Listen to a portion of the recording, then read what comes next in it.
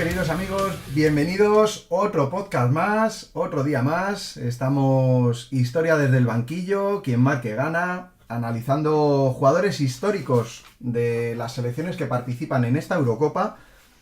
Y hoy vamos a volver a centrarnos, seguimos haciendo vida en la zona de los Balcanes, Santi. Hoy os voy a traer a un jugador histórico de la selección de Eslovenia, que en España muchos aficionados todavía le recordarán, sobre todo en el Valencia, como es Zlatko Zahovic. Volvemos a los orígenes porque Zahovic nace en la ciudad de Maribor, que actualmente forma parte de Eslovenia, pero que antiguamente formaba, como no, parte de la República Yugoslava. Se da además la circunstancia de que Zahovic, a pesar de ser jugador esloveno, es hijo de padres serbios. Ya tenemos aquí el combo Yugoslavia, Serbia, y seguimos hablando de la zona de los Balcanes. En el primer equipo que juega Zahovic es el Partizan de Belgrado, un histórico de la primera división de Yugoslavia. Y actualmente, ya está retirado, es el director deportivo del Maribor, de la Liga de Eslovenia, el famoso Maribor Brainiac. Pero bueno, ¿qué te pareció a ti en su época de futbolista el bueno de Zahovic, Santi? Realmente es un futbolista sobre el que tengo un recuerdo construido más a posterior, porque en la época yo era demasiado joven como para haberlo visto en su plena acción y haber disfrutado de su prime. Pero sí que es verdad que lo tengo presente como uno de esos grandes jugadores de campo que ha generado Eslovenia, porque aquí hay que tener muy en cuenta que Eslovenia es una fábrica de porteros, Ujú. pero que los jugadores de campo no sé qué les pasa, que los tienen, los tienen un poco abandonados. Bueno, pero últimamente están empezando a salir ya jugadores de calidad de campo. Es verdad que ahora mismo si hablamos de Eslovenia, a todo el mundo le va a venir a la mente Jan Oblak, Ujú. pero también es verdad que jugar en la Liga Española, en Real Madrid, Barcelona, Atlético de Madrid, pues también te da mucho escaparate, ¿no? Desde luego. Pero bueno, en el caso de Zahovic, después de pasar por el Partizan de Belgrado, pasa por Portugal, por el Oporto, primero ficha por el Vitoria de Guimaraes, equipo de zona media de la tabla, y en el año 96 ficha por el Oporto. Quizá este sea el momento por el que más se puede recordar al Zahovic de los equipos de fútbol, por su etapa en el Oporto. Y luego, tras jugar ahí 3 temporadas, se marcha en el 99 al Olympiacos, a la liga griega. Mm. Pero bueno, aquí ya empieza a quedar palpable este carácter balcánico.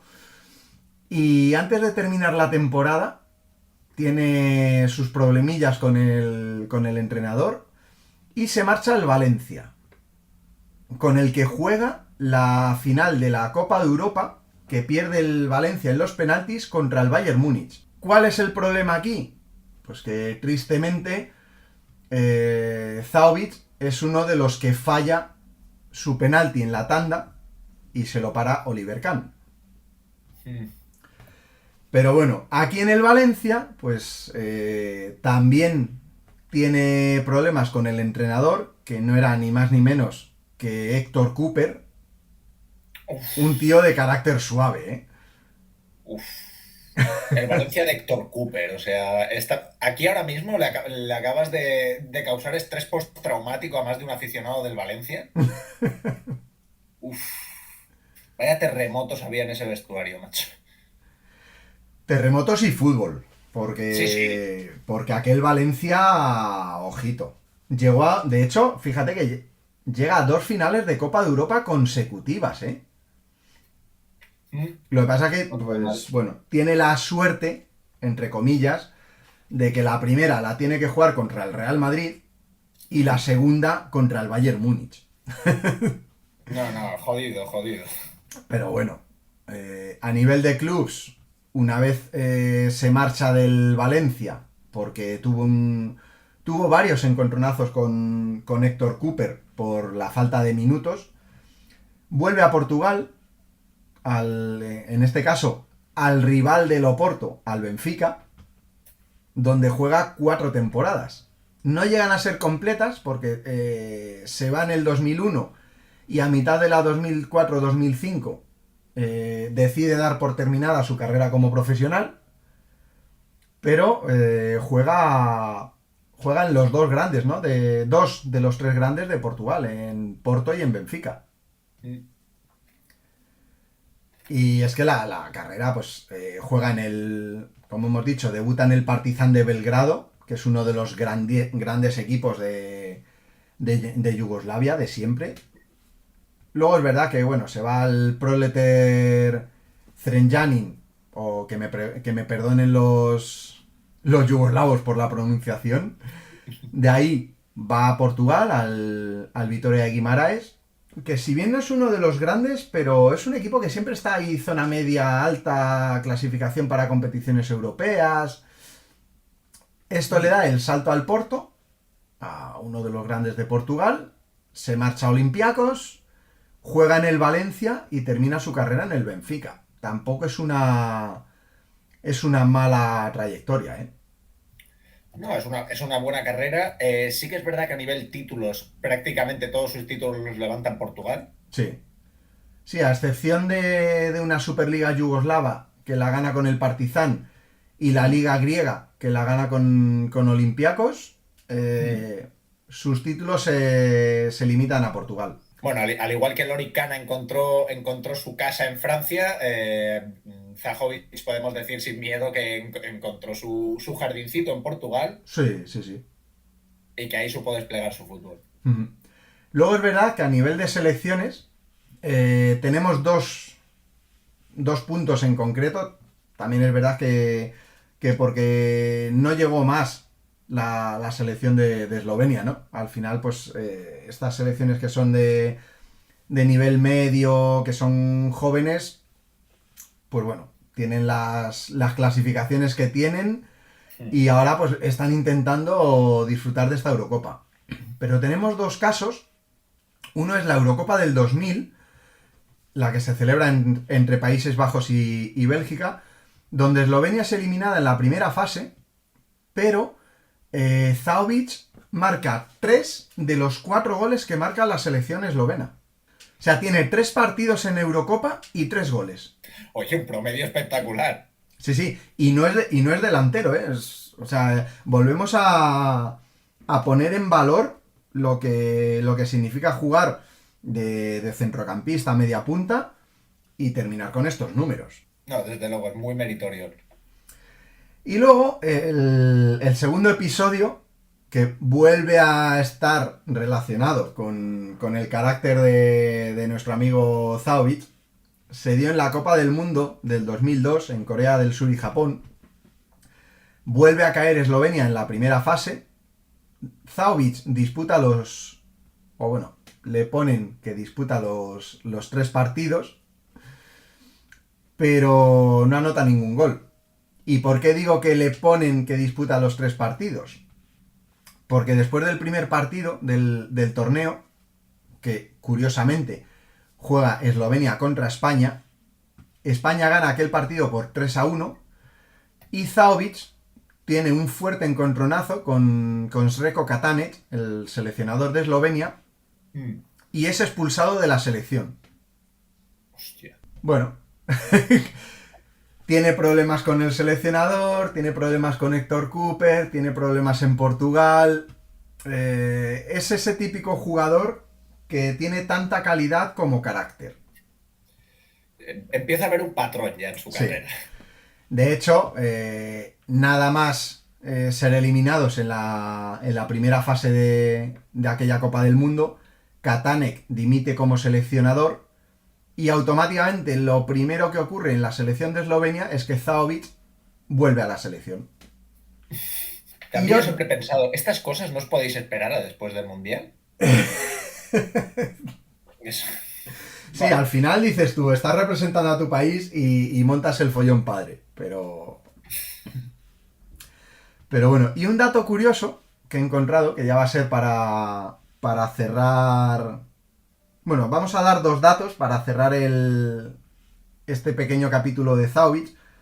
Uno es que con la selección nacional de Eslovenia disputa 80 partidos, récord de un futbolista con la selección, y marca 35 goles, récord también de goles con la selección eslovenia. Y es que el otro dato es anecdótico, ¿no? Relacionado con sus orígenes balcánicos, y es que el último partido que juega con la selección de Eslovenia lo juega un 28 de abril del año 2004 contra una selección, a ver si la adivinas, Santi, que tiene mucha relación o una relación muy estrecha con cierta comunidad que surge de la zona de los Balcanes. A ver si sabes qué selección es. ¿No será contra la Suiza de Shaqiri y Xhaka? Contra la selección de Suiza, sí, correcto.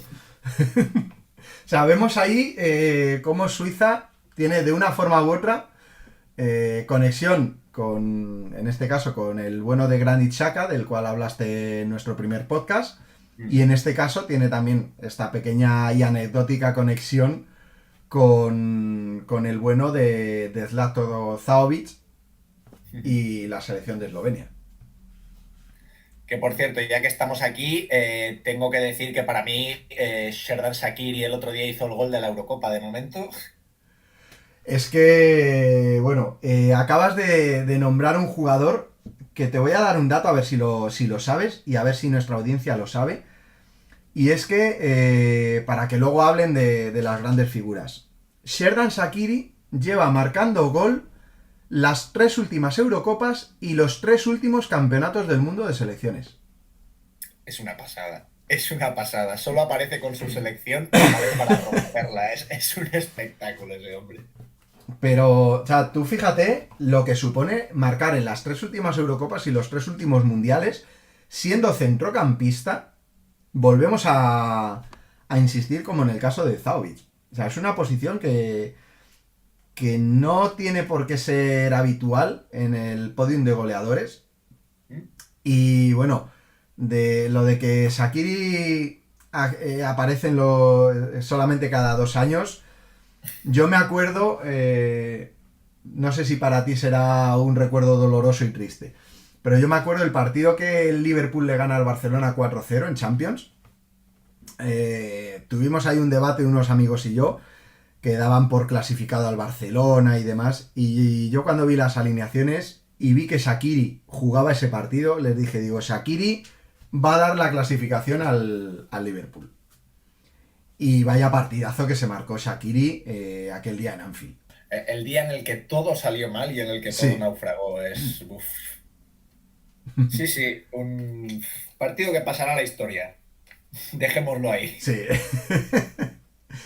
Y bueno, un último dato sobre Zlatko Zahovic es que su hijo, Luka Zahovic, también es futbolista profesional. ¿En qué clubes milita? Ahí ya me has pillado, porque busqué simplemente el dato y como nos estábamos centrando en Zahovic, pues tampoco quise profundizar mucho. No, Pero por los artículos y la información que leí, no ha llegado a un gran nivel, y por gran nivel me refiero a fichar por grandes equipos. O igualar a su padre. Efectivamente. Al final, pues bueno. De hecho, a Zlatko Zahovic, en un artículo que he leído, aquí es verdad que al que lo escribe se le va un poco la pinza, pero bueno, le llaman el Zidane de los Balcanes. Creo que ahí se les va bastante la cabeza. Bueno, necesitaban un titular impactante, no les juzgamos. Sí, sí. un clickbait en toda regla. Bueno, Pero bueno, pues vamos a pasar del... hasta Sí, aquí sí. el trocito y el tiempo dedicado a Zlatko Zahovic. Y ahora, ¿a quién nos vas a traer, Santi, que no nos movemos de la zona de los Balcanes?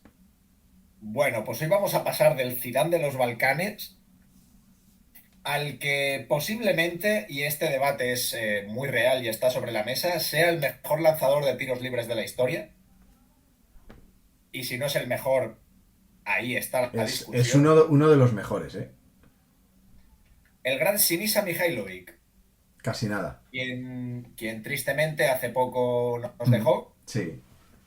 pero quien tiene una historia que vamos a rendirle hoy un pequeño homenaje para que todos aquellos que por cuestiones generacionales o por lo que sea no hayáis podido disfrutar de él. Os vamos a introducir al que fue un gran futbolista y una figura sumamente polémica. Ahora entenderéis por qué. Por qué hay tantos futbolistas polémicos que salen de la zona de los Balcanes, eh? Bueno, su historia reciente, digamos que les ha empujado a ello y no tiene remedio. ¿Qué le van a hacer? Sí, no, eso es un comentario a modo sarcástico No, y a desde modo luego. irónico porque es en una zona en la que se origina un conflicto así, desgraciadamente al final todo futbolista, quiera o no, se tiene que posicionar en un lado y al final, por desgracia, las opiniones políticas pues no están para gusto de todos. De hecho, política, religión y fútbol yo creo que originan los mayores conflictos que te puedas imaginar. Bueno, ya ahí no estoy de acuerdo. En el caso de los Balcanes, fuera la política, la religión y hasta cierto punto el nacionalismo y el fútbol simplemente se limitó a reflejar todo Sí, aquel absorbió microcosmos lo que de había. violencia. Sí, exactamente. Bueno, yendo a Sinisa Mihailovic, a mí me parece importante destacar que aquí voy a tirar un paralelismo un poco extraño. De alguna manera es el Forrest Gump del fútbol yugoslavo, en el sentido de que a finales de los años 80 es una persona que está en los momentos más importantes de la historia del fútbol de la nación. De alguna manera siempre está ahí presente.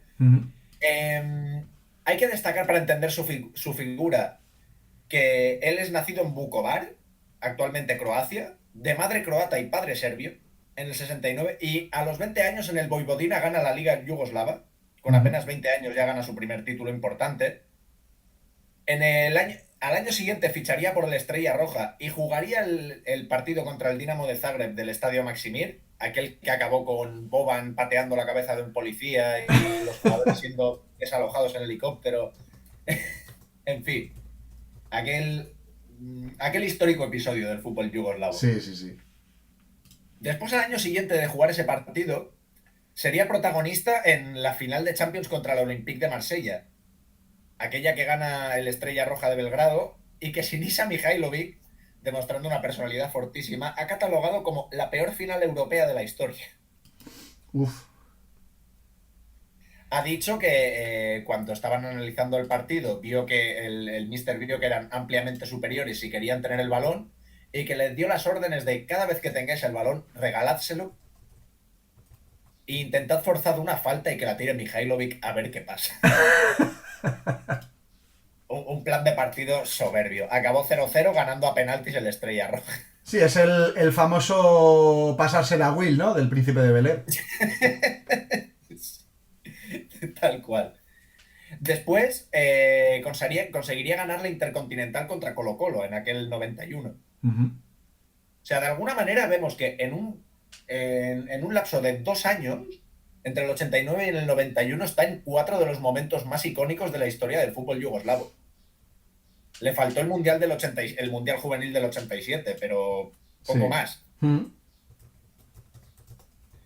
Eh, vale, llegados a este punto tenemos que entender que cuando estuvo en la Estrella Roja de Belgrado, formó parte de una generación de jugadores que para los aficionados del club es recordadísima. Esa gente está en el Olimpo para los aficionados del club. Consiguieron ganar la Champions, ni más ni menos, para un club como la Estrella Roja, que actualmente no es aspirante ni está cerca.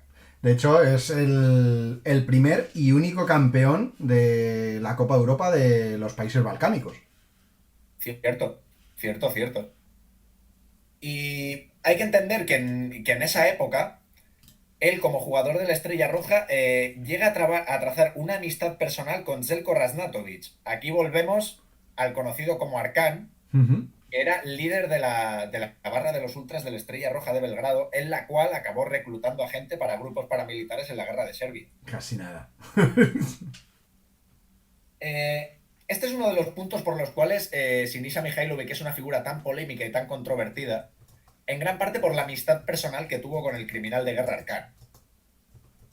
O sea, hay un par de anécdotas aquí que son un poco duras, pero son historia y la tenemos que contar.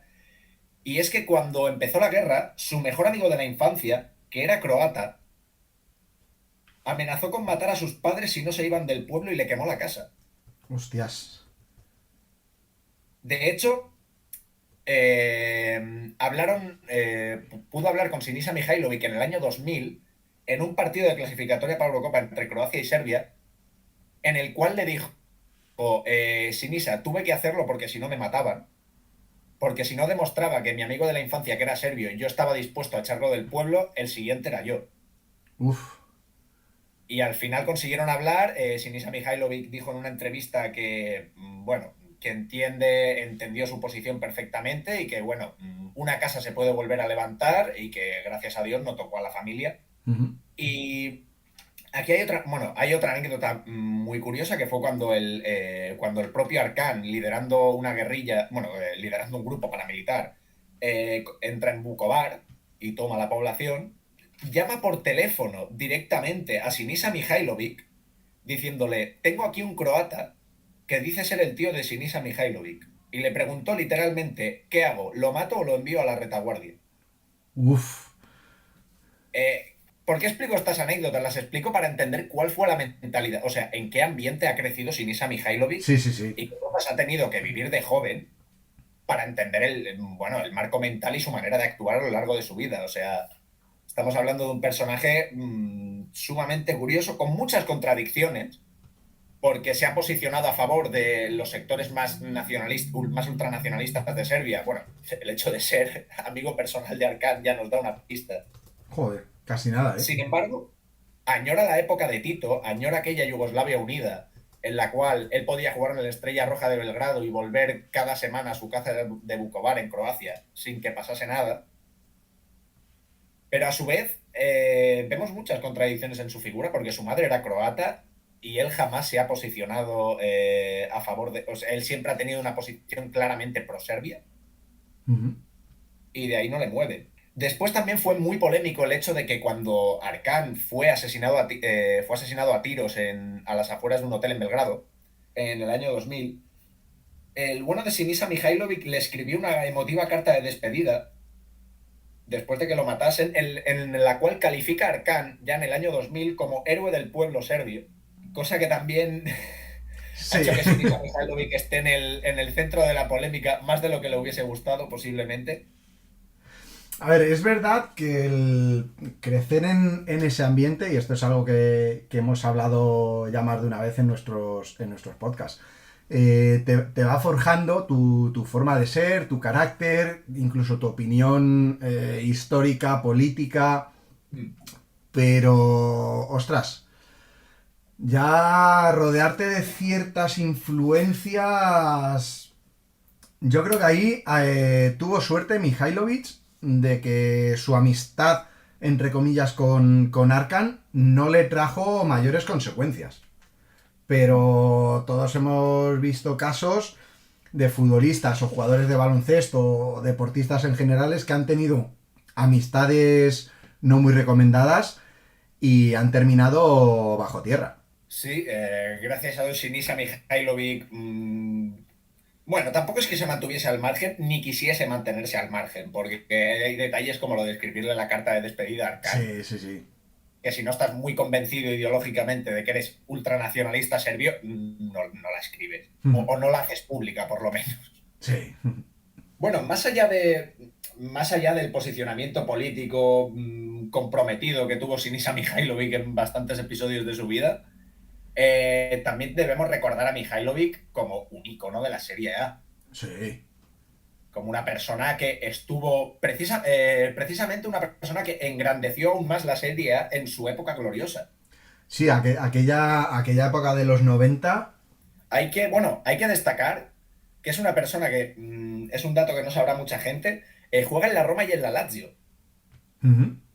También es una persona a la que le gustaba jugársela y ganarse el cariño del público, por lo que podemos deducir de esta pequeña acción. Sí. Pero además un jugador que aunque ha jugado en esos dos equipos, yo creo que en los dos equipos ha dado el 100%, ¿eh? Le daba igual el escudo que llevara, que era un jugador que siempre lo daba todo. Hmm. Bueno, Mihailovic yo creo que no comprendía dar menos del 100% en un partido de fútbol. O sea, Ujú. Mihailovic es intensidad pura, tanto en sus ruedas de prensa posteriormente cuando era entrenador, que he podido ver alguna, y no me gustaría ser periodista y tenerle enfrente Sí, las sí, sí, cosas sí. como son. No vaya a llamar a un amigo suyo diciendo que le ha incomodado mi pregunta. Tú imagínatelo. Bueno, pero entre la Roma y la Lazio tiene un paso muy interesante por la Sampdoria, por Ujú, la cual ficha en el 94. O sea, no está presente en aquella mítica final contra el Barcelona en Wembley en el 92. ujú. Pero aquel equipo de la Sampdoria, francamente, no lo tenía presente. Investigando, me ha parecido una cosa espectacular. O sea, Clarence Seedorf, Christian Karembeu, la Brujita Verón, David Platt, Ruth Gullit, Roberto Mancini Buah, es increíble. en la Sampdoria. O sea, me parece sencillamente brutal los equipos que había incluso en la media tabla en la liga italiana de aquel entonces. Sí, sí, sí. En aquella época. Uf. Hostia, yo creo que es el auge de la liga italiana. Sí, sí, desde luego. Y luego ya a finales de los 90, cuando se vienen las grandes figuras, los Ronaldo y esta gente al Inter. Ujú, Posteriormente de la Sampdoria ficharía en el 98 por la Lazio, que es realmente el equipo en el cual yo creo que en términos de Serie A, en el cual dejó su huella de una manera más profunda, en aquella Lazio. ujú, Por la cual ficha en el 98, forma parte del equipo campeón del Scudetto en el año 2000, rodeado de jugadores como Pavel Nedved, bueno, Dejan Stankovic estaba allí, Nesta, Verón también, que se lo traen de la Sampdoria. ujú. Estamos hablando de un equipazo con el cual en 6 temporadas que estuvo allí logró ganar 2 copas, 2 supercopas, una liga, una recopa y una supercopa de Europa. Ujú. De hecho, ¿tú sabes cuál es el otro nexo que tiene el triángulo Mihailovic-Lazio-Sandoria? Sven-Goran Eriksson puede ser. No. Ah, En el año 98, Mihailovic, vistiendo la camiseta de la Lazio, le mete a la Sampdoria 3 goles de falta directa en un mismo partido. hostia. Fue contra la Sampdoria que el hat-trick. Hat-trick de falta directa.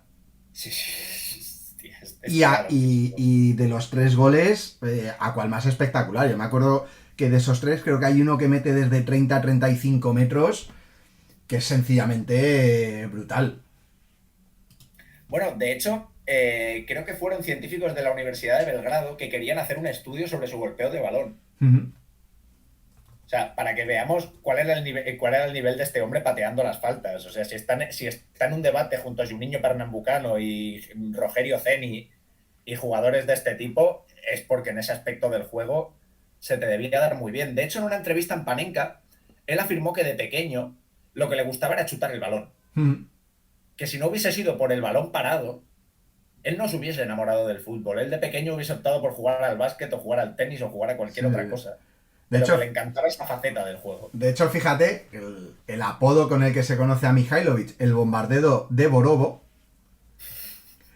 y de 28 de los 38 goles que marca en la Serie A fueron de tiro libre, de falta directa. Sí. Que también hay que decir que un central, que esto no lo Ujú. podemos perder de vista, que un central se retire de la Serie A con 38 goles. Sí, sí, sí. Me hace recordar un poco en esta faceta, salvando todas las distancias del mundo, aunque también es una leyenda, a Ronald Koeman, Sí. Ujú. en el sentido de central que toda su capacidad goleadora pasa por el balón parado y por su capacidad de pegar zambombazo. Ujú. De hecho, Y hay una anécdota con el bueno de Mihailovic, y es que como se diría hoy en día, en su prime, se atrevió a retar a Roberto Carlos a un concurso de lanzamiento de faltas. Porque es que no solamente era digamos, el porcentaje de aciertos, ¿no? De goles que era capaz de marcar, sino también la potencia que le imprimía al golpeo. No, tenía una técnica que era francamente única y Sí. prácticamente irrepetible. Sí, sí, sí. De hecho, ahora hablando, y me ha venido a la mente, que lo has comentado tú al principio, estamos hablando de un futbolista que está en el grupo de los más selectos, y es aquellos jugadores que han ganado al mismo tiempo, que tienen en su palmarés la Copa de Europa y la Recopa de Europa. Muy cierto, muy cierto. Y los dos títulos los gana en dos equipos que no son de los llamados grandes. Porque la Copa Europa la consigue con el Estrella Roja y la Recopa la consigue con la Lazio, además siendo la última edición de la Recopa de Europa, que es la que gana la Lazio Contra el Mallorca, ¿no? al Mallorca, sí, de desgraciado recuerdo. Sí, sí. Una pena aquello. Pero entra dentro de este selecto grupo. De hecho, después de ganar aquella última edición de la Recopa, pone rumbo al Inter, que sería su último club como profesional, en el cual tan solo estaría 2 años, pero que aún así se las apañaría para ganar 2 copas, una liga y una supercopa. En 2 años. Sí, sí, puso la guindita al pastel de su carrera, encantado. Se retiró en 2006 y para acabar muy brevemente, tuvo una carrera como entrenador con luces y sombras, bastante inestable. Consiguió, bueno, empezó su carrera como entrenador teniendo este típico rol de entrenador apagafuegos, al cual le llaman para coger un equipo que va colista en la jornada 14 y a ver qué puede hacer. Este fue el caso del Catania, al cual lo consigue salvar haciendo una segunda vuelta espectacular. En la Sampdoria tiene un paso ilusionante, pero que claramente va de más a menos. En el Bolonia tuvo un par de fases. Podríamos decir que el Bolonia como entrenador es el club que le ha dado más oportunidades, pero que aún así tampoco consiguió de cuajar del todo. Y como curiosidad, bueno, también fue seleccionador de Serbia brevemente, pero al fallar a clasificar al Mundial de 2014 renuncia del cargo. Y para acabar, como curiosidad, más bien como anécdota de lo que fue su última experiencia en los banquillos de Sinisa Mihajlovic, firma un contrato de 3 años con el Sporting de Lisboa y es despedido del club a los 9 días. Esa fue su última experiencia en los banquillos del gran Sinisa Mihajlovic, hasta que lamentablemente en 2022, después de luchar contra una gravísima enfermedad, Sinisa Mihajlovic nos dejó legándonos un legado político un tanto polémico, pero un legado futbolístico Sí. sensacional. Sí, de hecho, has mencionado tú en su carrera como entrenador esa fantástica segunda vuelta que hace con el Catania, que le consigue salvar. A nivel de números, obviando las 2 temporadas que está como segundo entrenador en el Inter de Milán, que es cuando empieza su carrera en el banquillo, entre 2006 y 2008, esa 2009-2010 en el Catania es la temporada con el segundo mejor promedio de victorias de su carrera como entrenador. Solo superada por la temporada 15-16 cuando está en el banquillo del Milan. Bueno, que en el Milan también duró un año, si no recuerdo mal Sí, ahora mismo. sí, 38 jornadas. Ahí lo tenemos. Pero Pues bueno, esto es todo por hoy. en el Milan tiene un 58% de victorias y en el Catania un 52%. Oye, ni tan mal. En el Catania, de 25 partidos que dirige, solo tiene 6 derrotas. Tampoco lo hizo tan mal en el Catania, ojo. No, consigue rescatar un equipo que estaba para el descenso. Sí, sí, sí. Así que vaya historia la de Sinisa Mihajlovic. Para mí, de los mejores jugadores de la historia. Y es que ese dato de 3 goles de falta en un mismo partido, yo creo que solamente está, o sea, a su altura, solamente están los 3 penaltis fallados por Martín Palermo en un mismo partido. Bien. Historia del fútbol también aquello. Hostia. Es Junto a los 3 que goles en propia que se metió un jugador norirlandés en la Premier League hace unos años. 3 goles en propia en el mismo partido. Sí, sí, sí, sí. Ostras. Sí, sí, eso también es histórico. Casi nada, madre mía. Sí, podríamos ponerlo casi casi a la misma altura. Yo después del segundo gol en propia puerta le hubiera cambiado. Porque digo, es que este me la lía. Yo hubiese pedido el cambio, yo creo. Si yo va a ser, yo lo pido. Así que, madre mía. Pues espectacular. Una vez más el tema del fútbol y los Balcanes. Mm. O sea, es que da para muchísimo, porque es lo que hemos dicho, ¿no? Que toda esa región ha dado una cantidad de futbolistas espectaculares, espectaculares, y desgraciadamente pues es lo que pasa, ¿no? Igual que sucedió con el Wunderteam austriaco, apareció Hitler, se fue al garete el equipo, la Hungría de los magiares mágicos se fue también al traste por todo el conflicto bélico y político que había en esa época.